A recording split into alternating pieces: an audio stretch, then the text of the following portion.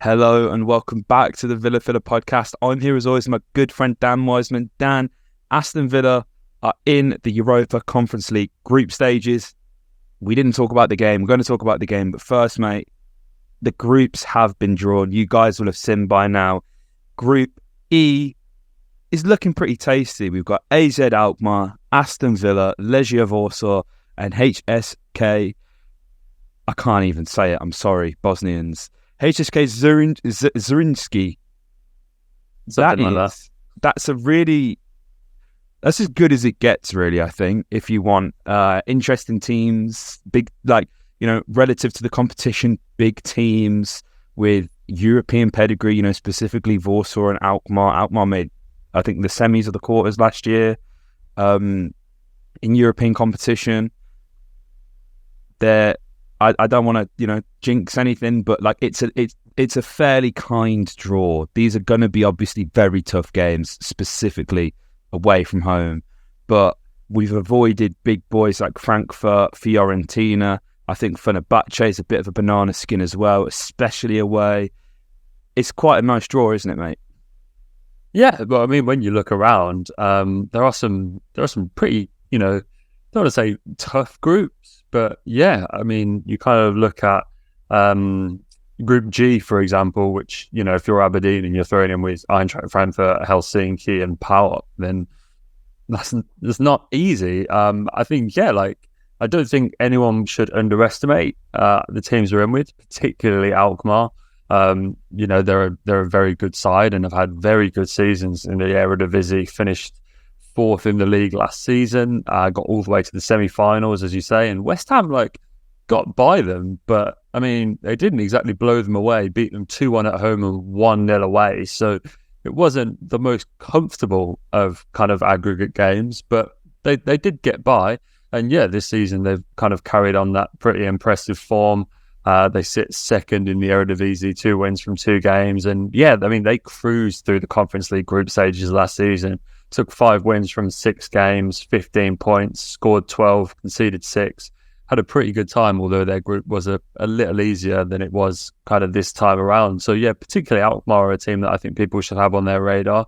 Legia Warsaw are a team that, perhaps one of the bigger teams in Poland. So you imagine that that's kind of one of those away games that will provide a kind of real test, not necessarily always in terms of quality, but definitely in terms of the atmosphere and kind of where you'll be walking into. Definitely won't be easy. They got into the Europa Conference League on penalties against Midtjylland, who are no scrubs. But yeah, they've had a good start to the season as well. Sits second in the Estruklaza, taken 10 points from 4 games. So they've had a good start to the season too. So, we're not in there with any slouches by any means, but you'd expect the Villa to go through it. You couldn't have picked 2 better places to travel to either for the fans lucky enough to be going. Holland and Poland, they're going to be absolutely amazing, in the days leading up to, before, after, for social activities. I think is probably the cleanest way of saying that'll be a really fun time for the Villa fans who are fortunate enough to go. And it felt like a foregone conclusion, really, that we were going to obviously make it to this stage. Be rude not to talk about last night, mate, because although 3-0 really convincing, 8-0 aggregate win. First of all, shout out to the Hibs fans, absolutely amazing, definitely some of the best fans that we've had down at Villa Park for a long time. Very easy to already be 5-0 down and let that ruin the occasion. They absolutely didn't. They made plenty of noise and they took over Pop World not once but twice in town, so respect to that as well. But in terms of the game, mate, interesting lineup. It's probably stronger than I thought it'd be, if we're being completely honest. But I mean, John Duran, what a week he's had, mate. What a week or 2 he's had. He's absolutely flying. First Premier League goal, first goal in European competition. Really cultured chip, a quality finish, and he was giving the centre halves a bit of running ragged all night, really. Very physical. I think the Conference League, should we go far, is going to prove to be a really good opportunity for someone like Duran. And I think this could be quite a coming of age season for him, really. It's easy to forget. He's 19 years old. Yeah, we kind of spoke about before the game about whether giving him a full 90 would change his playing style. And I'd be interested in kind of get your thoughts, mate, because I really felt like it did. I kind of felt that he was like a lot calmer and more measured and composed. And there was, it's not really the goal that... it's interesting. His goal felt so similar to the one that he scored in the league the other day, kind of running onto a ball like that, the keeper rushing out, finishing low and underneath him into that corner of the goal in front of the North. But there was a moment on kind of 17, 18 minutes where he broke away and like latched onto a long ball and was running at the defence. And he kind of slowed down, turned around, brought someone else into play. And I imagine for so many other people, it probably went unnoticed, but for me, it really stood out because I don't think he would have done that last season. Like we saw so many times, like he'd kind of get on the ball in any situations, and like I don't want to kind of play down his ability or anything like that, but you could see how much it meant to him. You could see how excited he was. He always wanted to impress. He was just wanted to run at people and get shots off, and he was kind of this all-action striker.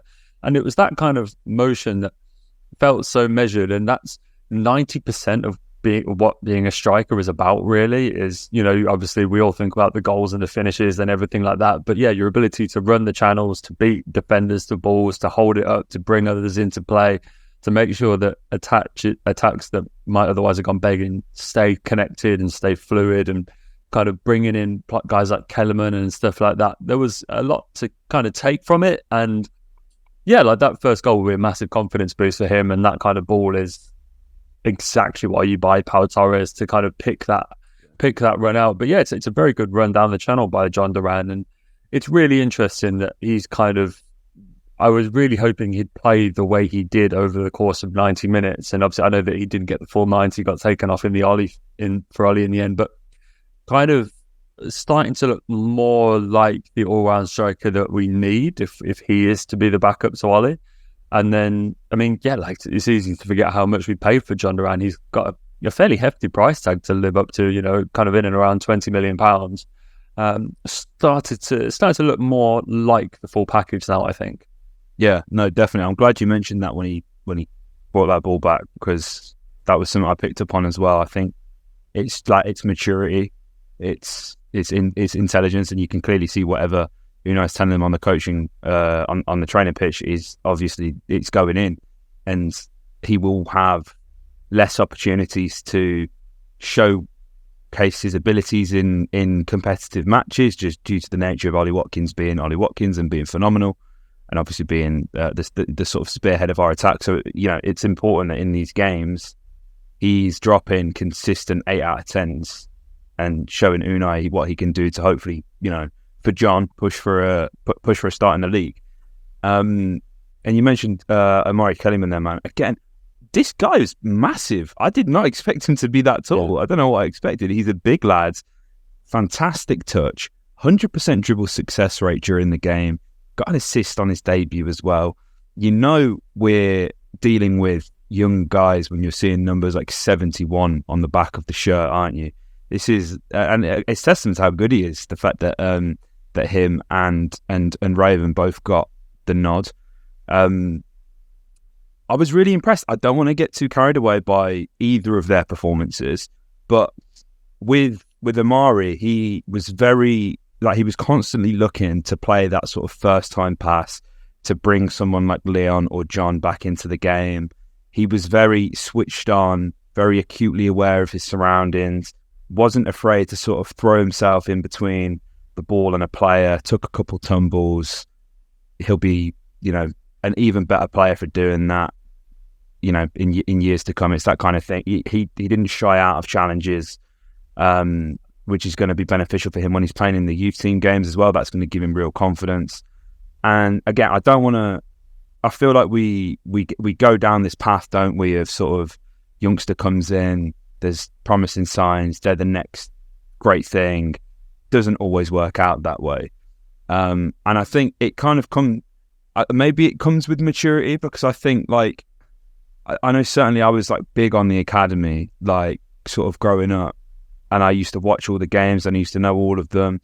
I can't claim to now just because I don't have the time, so I'm not as invested in the sense of like, you know, I've not got stock in how well this guy's going to do. That my reputation as a podcaster or a journalist or whatever is not riding on Omari Kellyman being the next Jack Grealish.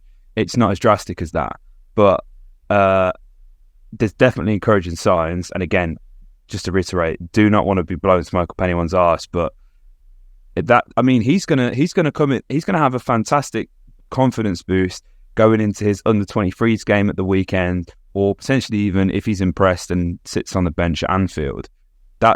These are really important steps for the young guys, aren't they? Regardless of what happens, like in the immediate short term. Yeah, I think you're starting to see, and whether we like it or not, you're starting to see a trend across the Premier League where the role of academies is starting to change. You know, you're starting to see them become, dare I say, cash cows for big clubs. Yeah. I mean, you look at Cole Palmer. Look at the guys we've sold, mate. Exactly. You know, it's something that, given the constraints of FFP and the heavily financial world of football that we live in, sometimes the opportunity to get £45 million for a Cole Palmer, or, you know, £14 million for an Aaron Ramsey, whatever it might be, it's just too good to turn down. And so I don't think it's quite as black and white as it would be like a few years ago. You know, if Omari Kellyman was coming through, the narrative would be, oh, like, can you imagine? He's just 17 years old. What is he going to be like when he's kind of 25, 26? But the reality is he may well be a very good player, but it's not to say that he'll be playing that kind of football for Aston Villa.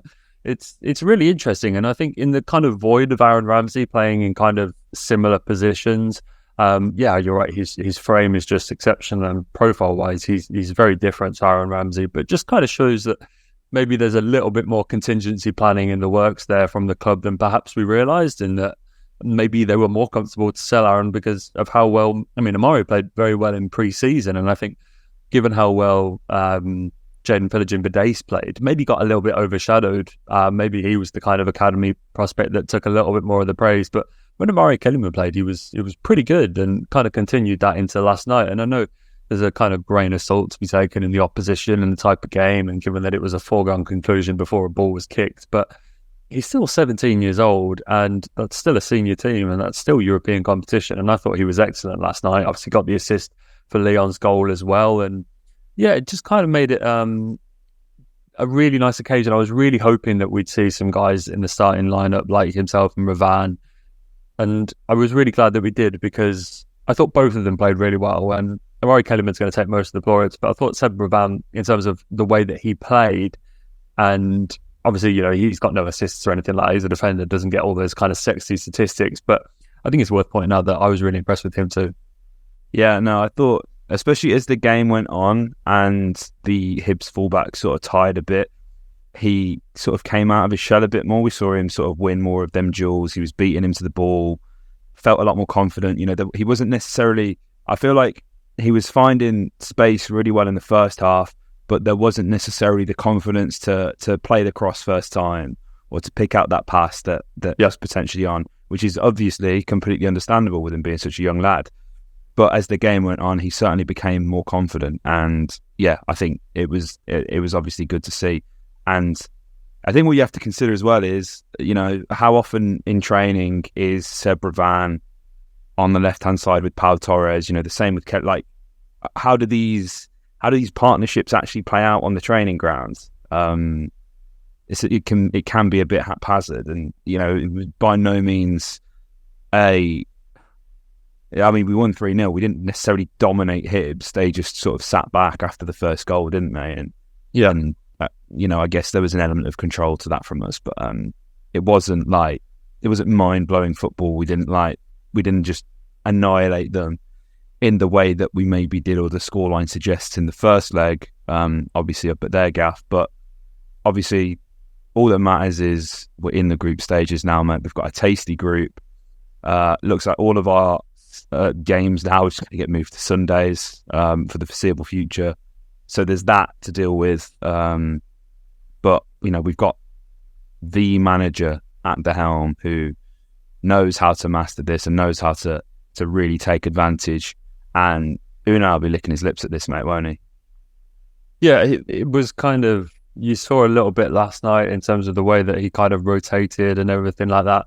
Um, just to kind of be involved in that occasion was just excellent, and I thought he managed it really nicely. Kind of made the right substitutions. I was really glad that he left the young lads out there and they got to kind of experience that full 90. Gutted that Matty didn't get his hat trick at the end. I thought David Marshall had a really bizarre game. Yeah. Just kind of, he made some like absolute howlers, like with the free kick that Cash scored from, kind of chests it to Cash, but then there was that amazing save from Watkins, and that volley that he kind of like was then cleared off the line was an amazing save. Thought he had a really bizarre one, but we managed it as a whole really well. And it wasn't easy early on. You know, Hibs had a good opening 10, 15 minutes, really. Olsen had to make some smart saves, and I thought he had a good game yesterday. And the fact that I think unanimously Villa fans had come away and said that Robin Olsen had a good game tells a lot about, we didn't have this all our own way. You know, you'd kind of look at that 8-0 scoreline, but the opening 10 or 15 minutes in both games weren't easy. Villa, I don't want to say under the cosh is not the right word, but Hibs definitely had their moments, and there were moments where Olsen was having to make some pretty last-ditch saves and, you know, push balls out for corners and everything like that. And so, yeah, I mean, 8-0 is really testament to the boys, because these weren't easy games for 490. We didn't walk into these and control this from minute one to the last. We really had to pull our weight at times, and to come out of it 8-0 without conceding a goal is really good, mate. And most importantly, it keeps that run at Villa Park going as well. Defensively, we've been really solid at home. I think we've only conceded 2 goals from open play in the last kind of 8 or 9 games at Villa Park. So really good stuff there, and I'm glad, you know, that's an important thing that we've continued. Absolutely, mate. Absolutely. That's a good note, I think, to end this podcast on, mate. Guys, let us know your thoughts on the group down below. How far do you think we'll go? Should we be booking flights to Athens just yet? You guys let us know in the comment section down below. If you're listening on Apple and Spotify, make sure you follow, leave a 5-star review. And if you're listening and watching on YouTube and you're not subscribed, make sure you do. That way you'll never miss a video from us here at Heart of the Holte. Like, comment, subscribe, and up the Villa.